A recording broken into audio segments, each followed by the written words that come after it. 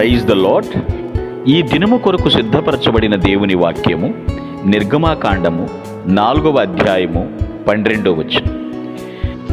కాబట్టి వెళ్ళుము, నేను నీ నోటికి తోడయుండి నీవు ఏమి పలకవలసినది నీకు బోధించదనని అతనితో చెప్పెను.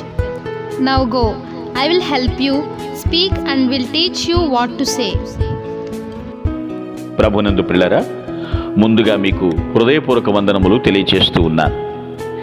దేవాది దేవుడు, సర్వోన్నతుడైనటువంటి దేవుడు సామాన్యుడైనటువంటి మోషేతో మాట్లాడుతున్నటువంటి మాటలు.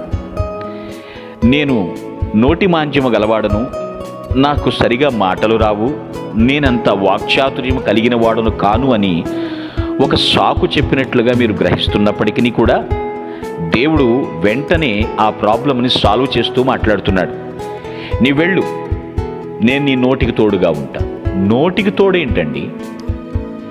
నోటికి తాళంలాగా నోటికి తోడేమిటి? అక్కడ గ్రహిద్దాం, మనకి ఈజీగా అర్థమవుతుంది. ఇది గొప్ప మర్మమేమీ కూడా కాదు. నోటికి తోడు అనగా సరైన మాట, సమయోచితమైనటువంటి మాట, సంతోషాన్ని ఇచ్చేటువంటి మాట, సరిదిద్దుకునేటువంటి మాట నేను నీ నోట పలికిస్తాను అని చెప్పగానే చెప్తున్నాడు దేవాది దేవుడు. నీవు కదయ్యా మాట్లాడేది, నేను మాట్లాడిస్తా. నువ్వేం పలకాలో నేను నీకు బోధిస్తా, నువ్వు అదే పలుకుతావు. ఆయన గురువులకు గురువు కదండి దేవుడు, బోధకులకు బోధకుడు కదా. మోగవారిని మాట్లాడించిన దేవుడు నత్తివారిని సైతం, నమ్రత కలిగినటువంటి వారిని సైతం, ప్రతి ఒక్కరిని కూడా నఖముఖాల కూడా పిల్లరా బేభత్సముగా ఆయన తిప్పి వాడుకుంటున్నాడు కదా. అసలు చదువురాని వారిని సైతం బైబిల్ చదివిస్తూ అద్భుతాలు చేయిస్తున్నాడు కదా. నోటి మాంద్యం ఎందుకు? దానికి పిరికితనం ఎందుకు? దేవుడు అన్నాడు, నీవేం పలకాలో నేను మాట్లాడిస్తా. ఏ సందర్భానికి తగ్గట్లుగా ఆ సందర్భాన్ని బట్టి నేను మాట్లాడిస్తా, నేను నీకు బోధిస్తాను. ఎంత మనోధైర్యం ఉందండి ఇక్కడ చూడండి, ఎంత భరోసా కనబడుతుంది ప్రియులరా.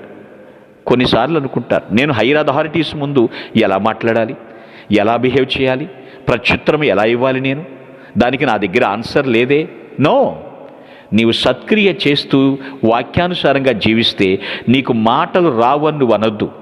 దేవుడు నిన్ను మాట్లాడిస్తాడు. నీకు మాటలు వద్దన్నా వస్తూనే ఉంటాయి. నోరు పెకలించేటట్లుగా దేవుడు నీకు బోధిస్తాడు. అట్టి హితోపదేశకరమైనటువంటి సంగతులను నీవు అనేక మందికి అర్థవంతంగా కూడా మాట్లాడతావండి. ఎటువంటి మర్మం లేకుండా దేవుడు నీకు బయలుపరుస్తాడు. ఫరో ముందే కాదు, ఎవరి ముందన్నా సరే నిన్ను మాట్లాడింప చేస్తాను అంటున్నాడు. ప్రియ దేవుని బిడ్డ, ఆలోచించు. సాకులు కాదు, దేవుని వాక్యం చెప్పాలన్నా, దేవుని గూర్చి సాక్ష్యం ఇవ్వాలన్నా, దేవుడు నీకేమి చేశాడో 10 మందికి పంచుకోవాలన్నా, దేవుని కార్యాలను వివరించాలన్నా, దేవుని త్యాగాన్ని అందరికీ అర్థమయ్యేటట్లు చెప్పాలన్నా ఏదో సాకు చెప్పి తప్పించుకోవద్దు. ఆనాడు మోషేని మాట్లాడించిన దేవుడు శ్రావ్యమైనటువంటి మాటలు, మధురమైనటువంటి మాటలు నీ నోట పలికించగల సమర్థుడు ఆయన. పిరికివారిగా వెనుకంచి వేయకుండా, నాకు ఆ భాష రాదు, నేనంత టాలెంట్ కాదు, ఏదో చిన్నపాటి వద్దు. దేవుడు నిన్ను అత్యధికంగా అభివృద్ధిపరుస్తున్నాడు, ఆశీర్వదించబోతున్నాడు. ఆయన మాట విను, ఆయన చేతిలో పనిముట్టుగా మారు, ఆయన యొక్క ఆజ్ఞలకు శిరసావహించి పాటించు. కష్టమైనవి కాదండి, నీవు చేయదగిన పనులే ఆయన చెప్తాడు. నీవు వెళ్ళు అన్నాడు, మోషే వెళ్ళాడు. అద్భుతాలు చేశాడండి, అద్భుతాలు చేశాడు. ఎవరు చేయించింది? దేవాది దేవుడు. ఒక నత్తివాడి చేత అనేక మందికి బుద్ధి చెప్పించాడని కొంతమంది చెప్తారు కదా. కాబట్టి ప్రియ దేవుని బిడ్డ, దిగులు పడక, ధైర్యపడక, ప్రభువా నా పెదవులు ముట్టుము అని యెషయా చెప్పినట్లుగా దేవుడే నీ పెదవులను ముట్టి అనేక మందికి సంతోషాన్నిచ్చే మాట పలికించునుగాక. ఆమేన్. మీ కొరకు ప్రార్థించుటకు మేమెల్లప్పుడూ సిద్ధం. Praise the lord. ప్రభు నామమున మీ అందరికీ వందనములు. ఈ మా సందేశముల ద్వారా మీరు ఆశీర్వదింపబడినట్లయితే మీ తోటి వారికి షేర్ చేసి దేవుని రాజ్య సువార్తలో మీరు కూడా పాలుభాగస్తులు కావాలని ఆశిస్తున్నాం. మొదటిసారిగా ఈ ఛానల్ను చూస్తున్నట్లయితే మా ఛానల్ను సబ్స్క్రైబ్ చేయండి. వీడియోలు నోటిఫికేషన్ రూపంలో పొందుటకు బెల్ బటన్ని ప్రెస్ చేయండి. God bless you.